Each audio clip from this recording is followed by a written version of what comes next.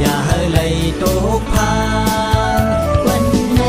เป็นวันยิ่งใหญ่ซึ่งจึงเฮาจะได้ให้มันสูงขึ้นอย่างอย่าซื้อเจอพี่น้องไตอย่าไว้เจอเฮ็ดให้ไตหายลาย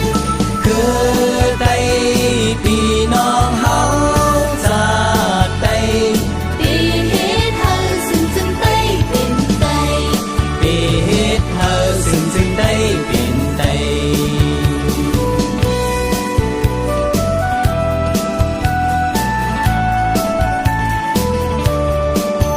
วันไหนเป็นวันยิ่งใหญ่พี่น้องเฮาจะได้มาโฮมกันจะ